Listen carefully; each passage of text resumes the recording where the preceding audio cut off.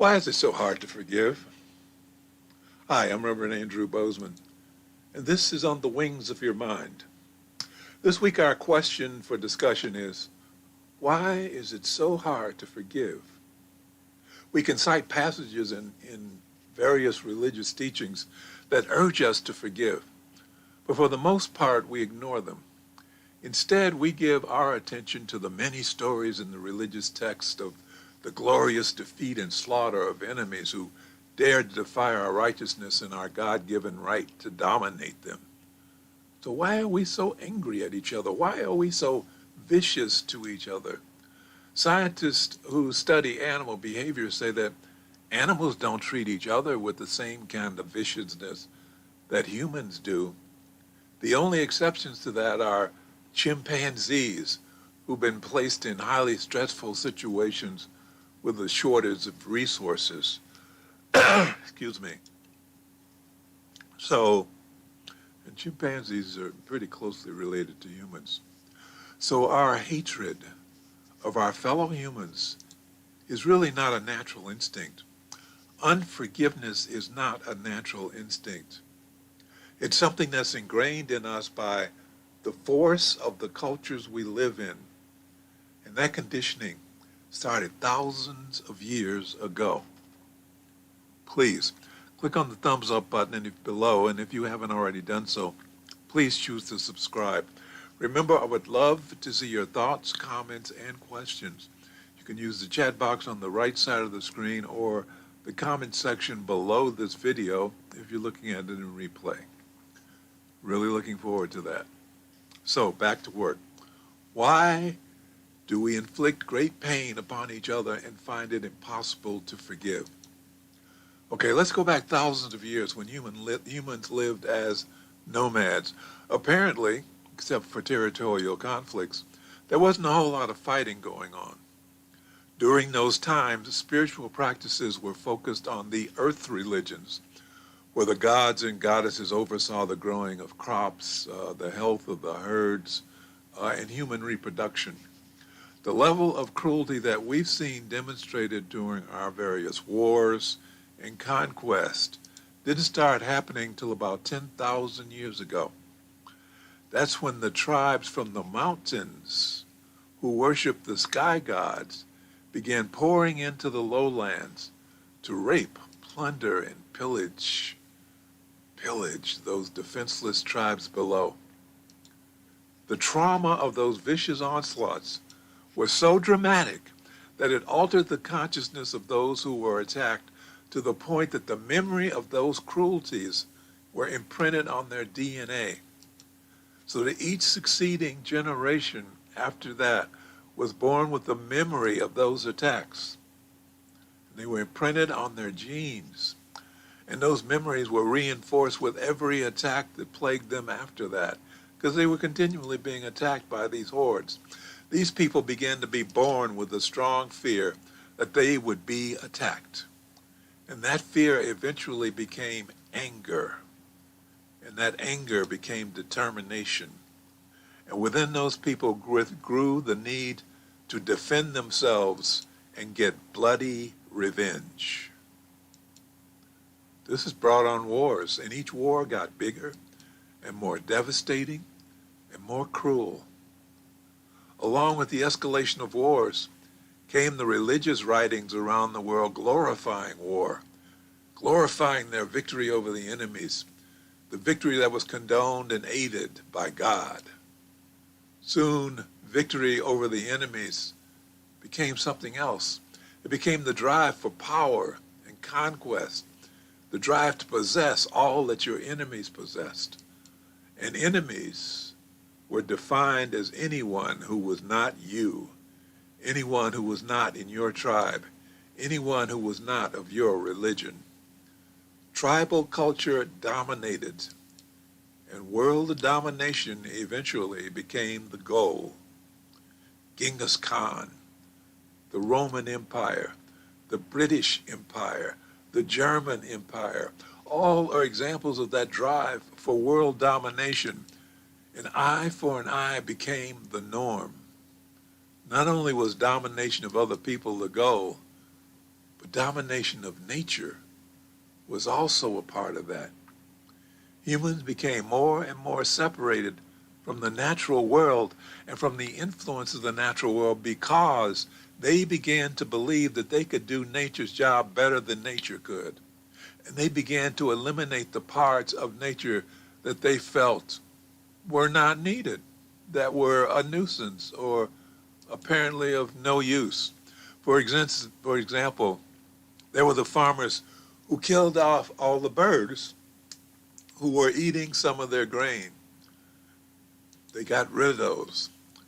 And after they did, they found out that it was another problem they had to deal with because with the birds gone, the bugs reproduced abundantly, and the bugs, the insects destroyed the crops. Or how about the ranchers who killed off all the wolves because the wolves were eating some of their livestock? Only discover that with the wolves gone, the elks and the deer populations exploded with no wolves around to keep them under control.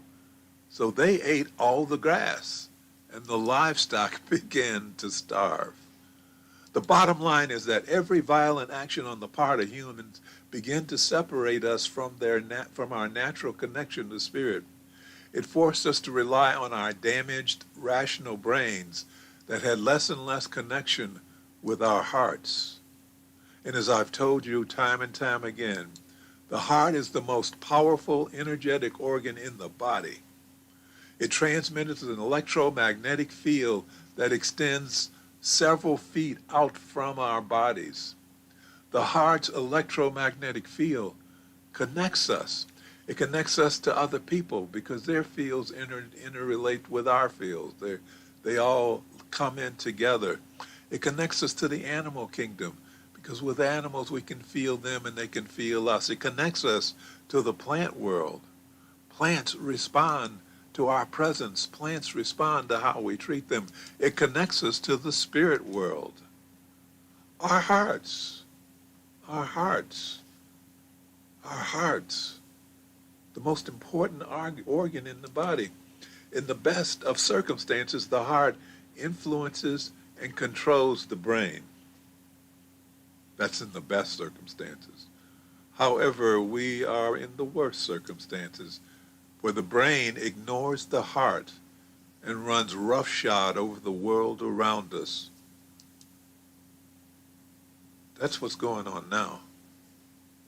So the question is, why is it so hard to forgive? We can begin to see it in our history, begin to see it formulated and coming down through the eons, through the millenniums, to now, how we became more and more and more and more and more vicious to each other. So why were the barbarians of the past so greedy and vicious and cruel?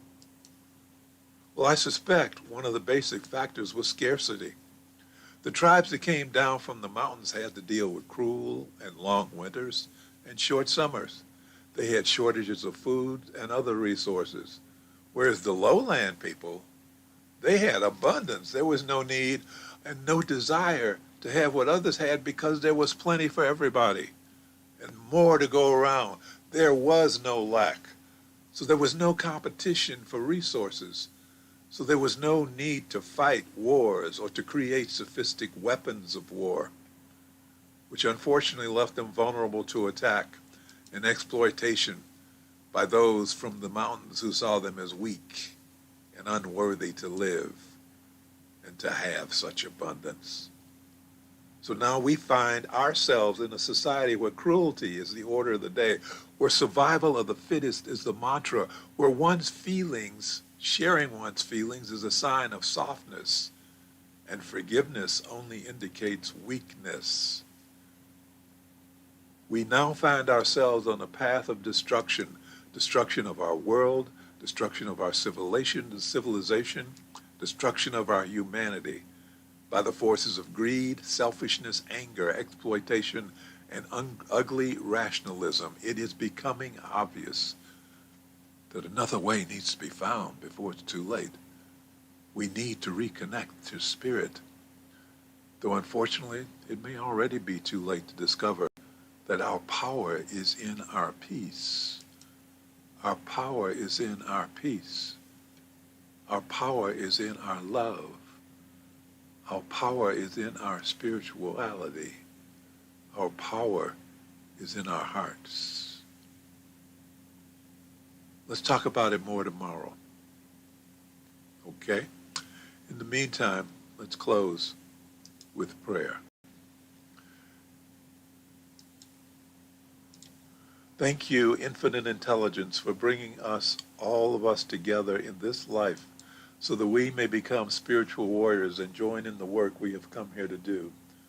Thank you, Infinite Intelligence, for bringing us into this space of awareness and a deeper understanding of ourselves and our relationship to life and infinite intelligence. Thank you for showing us who we really are. We open our minds and hearts to the truth of our being. We are the children of God. We are individualized expressions of infinite intelligence. And because we are a part of the greater whole, we are beginning to understand our value to the continuity of life on this planet. And as we become channels of your power, infinite intelligence, we can feel your presence within ourselves and within our lives more and more.